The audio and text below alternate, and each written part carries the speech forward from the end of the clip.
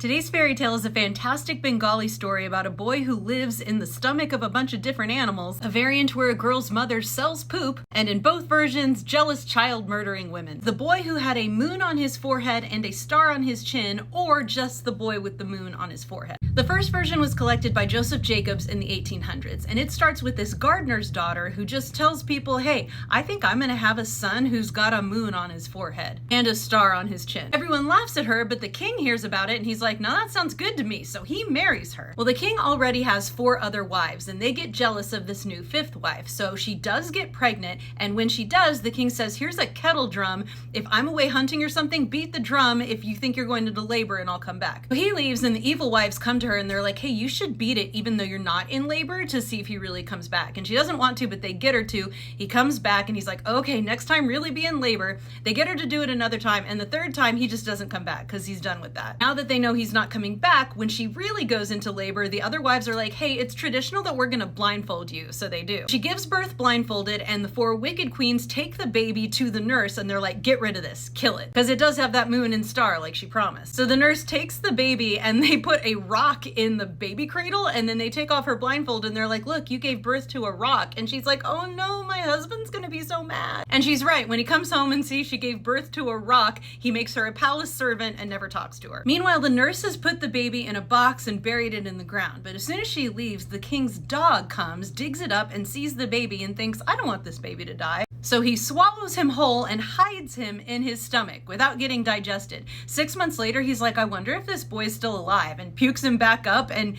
he is still alive. He's like, you know, I love this child. I'm gonna raise him. So he keeps him in his stomach for another 6 months. When he's a year old, takes him out to the jungle and then barfs him up again, and then raises him outside his stomach and takes care of him in the jungle, and the baby pets him and he's really happy. The evil queens find out that he's keeping the baby alive in the forest, so they plan to shoot him the next day. And he knows they're gonna do that, so he's like, oh, what do? I don't care if I die, but I need to save the baby. So he takes the baby to this cow and says, please look after this baby. He goes back and he gets shot and he dies. So the baby lives inside the cow's stomach for another year, and she brings him up every now and then to like take care of him. Again, the queens find out, they order the cow to be killed, but before that, the cow pukes up the baby, gives it to a magical talking horse named Qatar, and then the cow is sacrificed. So the boy lives in the horse's stomach until he's about 5 years old, and the horse loves him and says, no one has ever ridden me, but this boy shall ride me. Again, the queens find out and they plan to kill the horse, but the horse gets wind of it, but instead of giving it to another animal, he just leaves, and he tells the boy, get on my back, we're going, and we're gonna live in another country.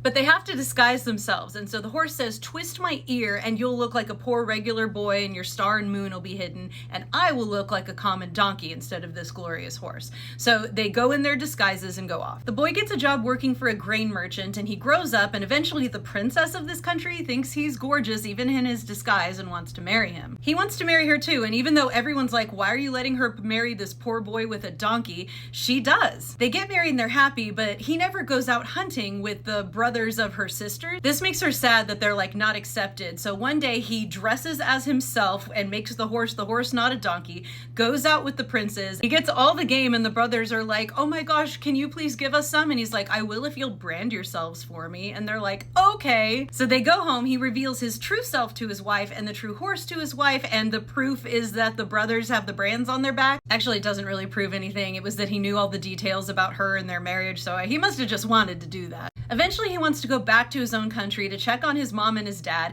so he takes his bride, he comes in, announces himself as a foreign prince, and then in front of everyone at a big feast, as they often do, he reveals the truth, that he is the son and what the evil wives did to him. They all believe him because he's got the marks and he's got the magic horse they remember. There's great rejoicing. The king's happy. He's like, hey, don't go home to your other country. You and your wife stay here and live with us. And he's like, no, not unless you murder the evil wives who hurt my mom with your own hand. The king agrees, and he murders them all, and then he makes the servant girl who was his wife now his main and only wife, and the son and his wife come and live with them at the palace, and they all live happily ever after. In a different version, it's not a gardener's daughter, but the daughter of an old woman who makes her living by gathering cow dung and drying it and selling it for fuel. And she prophesizes that she'll not just give birth to a son with a moon on his forehead and stars on his hands, but a divinely beautiful girl. And she does. The wives do the whole kettle drum thing and trick the husband the same way, only this time instead of a rock, they replace her baby with puppies. Something surprisingly common in fairy tales. The nurse tries to kill the children by putting them in clay pots that she thinks will be burned in the morning, but they get rescued by the potter and his wife and raised by them. When the potter and his wife die, well, the potter dies, the wife throws herself on his funeral pyre, because that was a thing. The brother and sister go into the world. He marries a princess because he wakes her from a magical sleep, kind of like the petrified castle with like a magic golden wand. He has to fight 1,000 demons too to get this special flower, and he gets this box that has 2 bees in it and kills the bees, and that destroys the demons from within. And when he reveals the truth to the king has the evil women buried alive in the ground. And that's how it ends. As always, check out my book, Dust Spells, my podcast, all the links are in the bio.